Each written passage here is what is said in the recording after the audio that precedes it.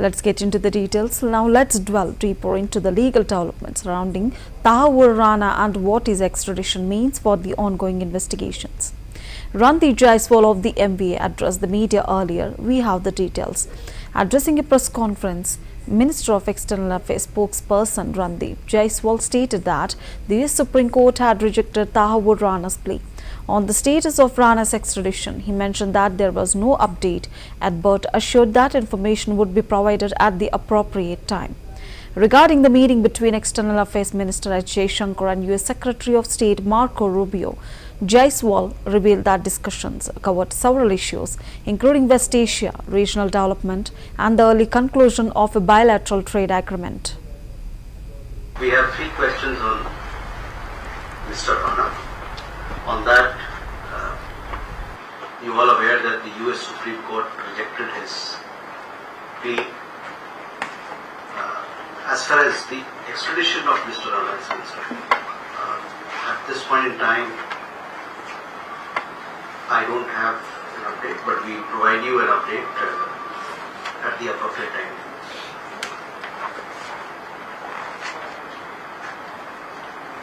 Okay, so I see your question regarding what was discussed between External Affairs Minister and the US Secretary of State. He discussed several issues. We also had put out the discussion points that included conversation on West Asia, regional development, some international development. They also discussed the importance of early conclusion of bilateral trade agreement. So that was more or less what comprised the discussion between the 2 leaders. Keshav, on Bangladesh, on the transshipment, this was a facility that was extended to Bangladesh in 2020. The transshipment facility extended to Bangladesh had over a period of time resulted in significant congestion at our airports and ports. Logistical delays and higher costs were hindering our own exports and creating backlogs. The facility, therefore, has been withdrawn with effect from 8 April 2025. And let me clarify here, I saw some reports. These measures do not impact Bangladesh's exports to Nepal and Bhutan, transiting through Indian territory. So, that was Keshav for you. Can we have more questions? We have 3 questions on Mr. Rana. On that, you all aware that the US Supreme Court rejected his plea.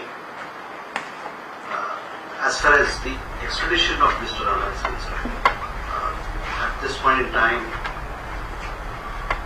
I don't have Rahul Gandhi's strong words at the AICC meeting paint a concerning picture of India's economic future. What are the grounds for his warning of a financial storm? We examine his key points. Opposition leader Rahul Gandhi, speaking at the AICC meeting in Ahmedabad on Wednesday, warned that a financial storm is about to hit India. He questioned US President Donald Trump's close ties with Prime Minister Narendra Modi, particularly why Modi remains silent on tariffs. Gandhi also criticized the new WAF Act, calling it an attack on religious freedom and the Constitution. Additionally, he emphasized the Congress Party's commitment to removing the 50% reservation cap for SC, ST and OBC communities by implementing a nationwide caste census. Sardar Patel जी इस धरती पे पैदा हुए थे। गांधी जी, सरदार पटेल जी ये Congress party के foundation है, Congress party की नींव है।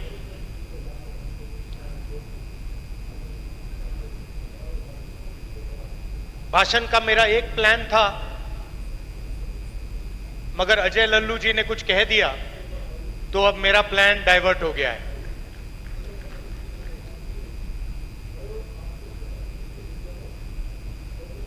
अभी उन्होंने कहा कि मैं पिछड़ों के लिए, दलितों के लिए आदिवासियों के लिए, गरीब लोगों के लिए काम कर रहा हूं, वो सच है। मगर उन्होंने बात जोड़ी कि आने वाले समय में लोग मेरा नाम याद करेंगे, और जैसे ही ये शब्द उनके मुंह से निकले तो मुझे एक बात याद आई।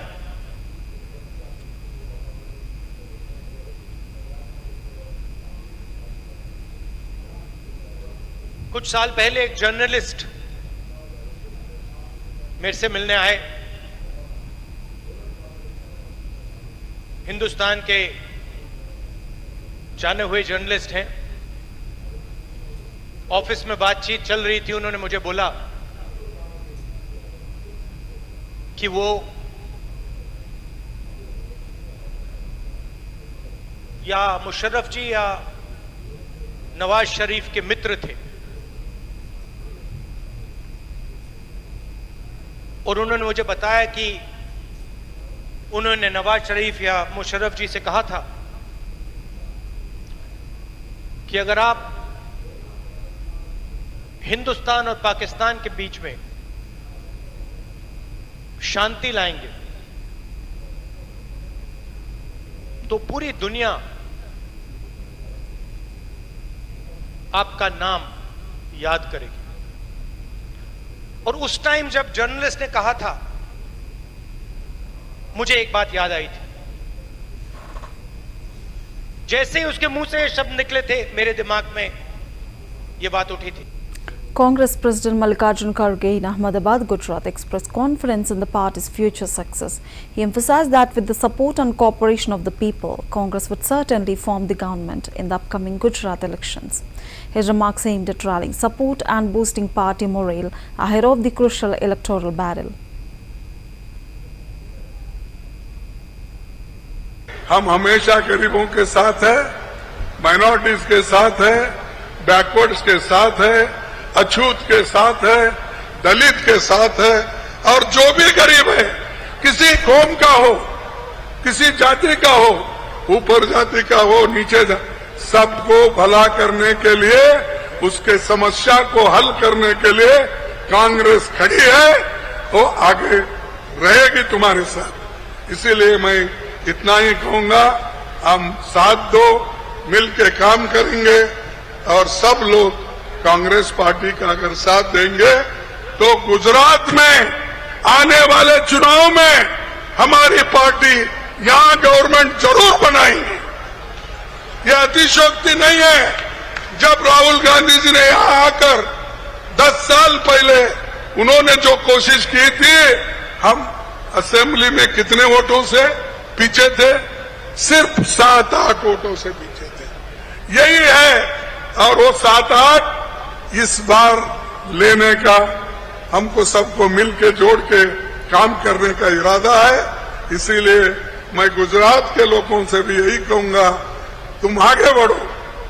शक्ति सिंह, तुम्हारी शक्ति दिखाओ, और तुम्हारी शक्ति दिखाओ, सबको साथ लो, और हम आपके साथ हैं, सब मिलके काम करेंगे।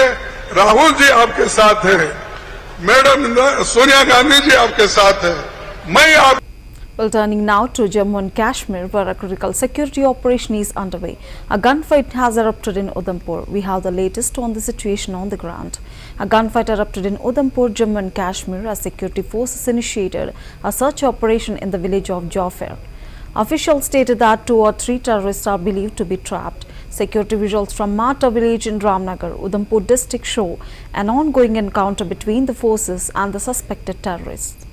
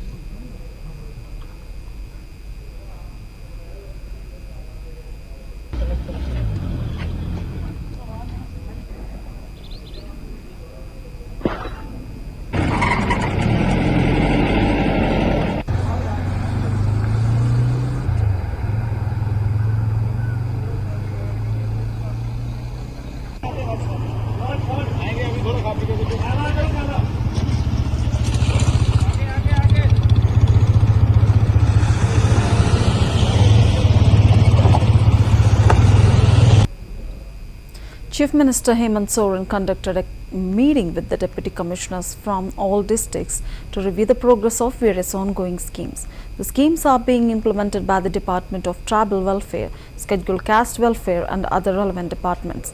The aim of the meeting was to ensure effective implementation and identify any challenges that may require attention for the smooth execution of these welfare programs.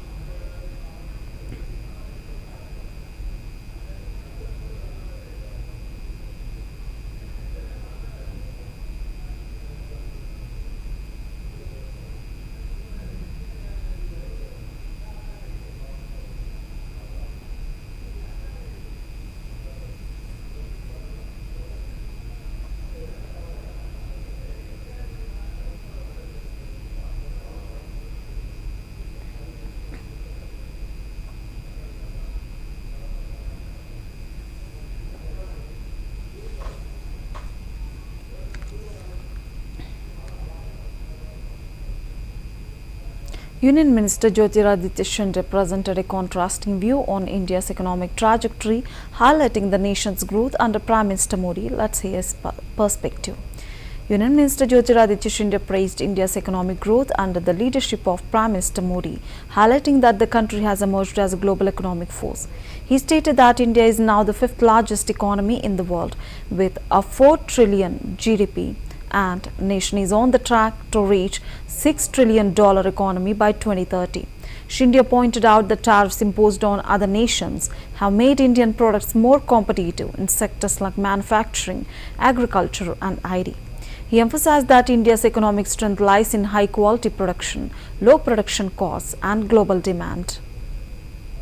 करते हैं उसके बाद भी इतना टैरिफ में जो इंक्रीज हो रहा है। देखिए, मैं मानता हूँ कि भारत एक आज प्रधानमंत्री नरेंद्र मोदी जी की नेतृत्व में भारत एक आर्थिक एवं आध्यात्मिक शक्ति विश्व स्तर पर बन चुकी है। आज 5वीं बड़ी आर्थिक शक्ति, 2028 तक हम 3री बड़ी आर्थिक शक्ति विश्व के बन चुके हैं। आज $4 ट्रिलियन करीब की हमारी इकॉनमी है। 2030 तक हम लोग $6 ट्रिलियन की इकॉनमी है। ये पूर्ण विश्वास है जो भी वातावरण हो, भारत का उत्पादन, भारत की बौद्धिक क्षमता, सूचना प्रौद्योगिकी क्षेत्र में, मैन्युफैक्चरिंग के क्षेत्र में, कृषि के क्षेत्र में विश्वव्यापक है और भारत के प्रोडक्ट्स आज विश्व की मांग बन चुके हैं। भारत जिस तरीके से पिछले 10 वर्षों में प्रगति और विकास के पथ पर अग्रसर हुआ पृथ्वी पर और अंतरिक्ष में, चांद में पर भी प्रधानमंत्री जी ने भारत का तिरंगा गाड़ के रख दिया। तो वातावरण जो भी हो, भारत का उत्पादन सर्वश्रेष्ठ है, उसकी मांग सर्वश्रेष्ठ रहेगी। और अगर जो विशेषज्ञ बारीकी से भी देखें, टैरिफ जो है आपको केवल यूएस और भारत के बीच में नहीं देखें। अगर पन्नालाल जी, मैं, सुरेश जी, आप प्रतियोगिता में पन्नालाल जी के ऊपर क्या टैरिफ लगा है, मेरे ऊपर क्या टैरिफ लगा है, इनके ऊपर क्या टैरिफ लगा है, इसका विश्लेषण करने की जरूरत है। मैं आपको आश्वस्त कराना चाहता हूँ कि जो टैरिफ लगे हुए हैं उनके आधार पर कई क्षेत्रों में जो भारत के ऊपर टैरिफ लगे हैं उसके आधार पर दूसरे देशों के कंपैरिजन में भारत ज़्यादा कम्पिटिटिव बन गया है। उदाहरण के तौर पर जो वियतनाम पे टैरिफ लगे हैं, जो दूसरे देशों पे टैरिफ लगे हैं, अब जो प्रोडक्ट्स भारत से कम्पिटिटिव नहीं होता था, आज वो प्रोडक्ट्स भी भारत से कम्पिटिटिव हो गया। तो हमारा दृष्टिकोण भारत के अंदर केवल एक तरफ नहीं होना चाहिए यूएस और भारत के बीच में। यूएस के टैरिफ बाकी तो देशों पे क्या है, उस वातावरण में हमारे प्रोडक्ट्स आज कितने कम्पिटिटिव हो गए, कौन से में कठिनाई हो गई है, कौन से में लाभ भी हो गया है। तो इस दृष्टिकोण से देखना होगा। और जो मैंने पहला वाक्य कहा कि हमारी उत्पादन सर्वश्रेष्ठ, हमारे प्रोडक्शन कॉस्ट सबसे कम है, भारत की product. The rising cost of fuel continues to be a point of contention. BRS leader KTR has now written to the Union Petroleum Minister expressing his concerns. Let's look at the points he raised. BRS Executive President KTR has written a letter to Union Petroleum Minister Hardeep Singh Puri expressing concerns over the disruption caused to the lives of citizens due to the rise in fuel prices. He highlighted that petrol prices in India are now higher than in countries like Bhutan, Pakistan and Sri Lanka. KTR also criticized the centre for increasing prices despite the decrease in international crude oil prices and questioned whether this was in line with the centre's previous statements.